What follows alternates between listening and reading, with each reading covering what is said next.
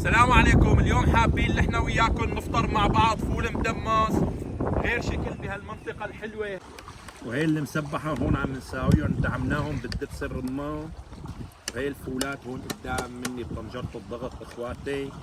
وهلا احلى فطور ملوكي باذن الله تعالى ان شاء الله. ادعوا لي فيه.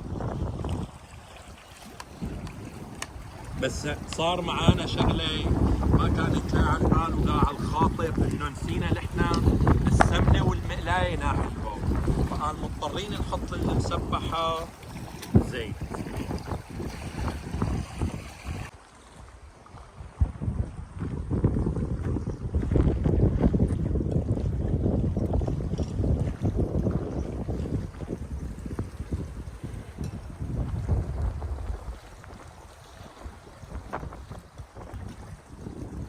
الثوم هون اخواتي ولا نبلش ننزل الفول عليهم. طبعا الفول ما بنحط الا مرقه.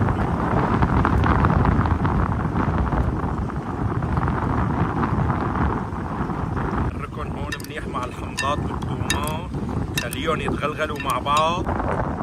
رشة ملح اخواتي جاهزة. هلا رشة بقدونس اخواتي، ولا بدنا نعملنا رشة زيت نحن وياه. وهي الامور عندي هون هلا جاهزه، وبدنا نسكت مع بعض ان شاء الله تعالى. هيك شكل فولاد على الاول. بسم الله.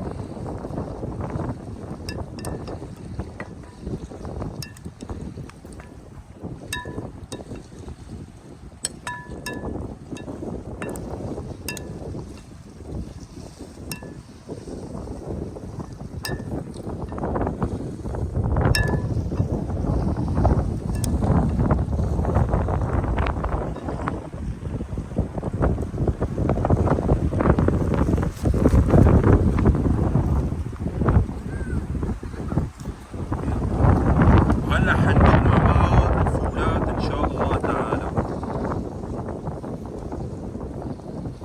شو هاد؟ الله يبارك لك يا خال. فستق اخواتي، فستق.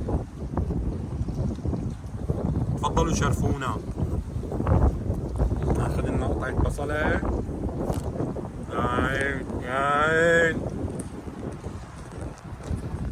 يا اخي.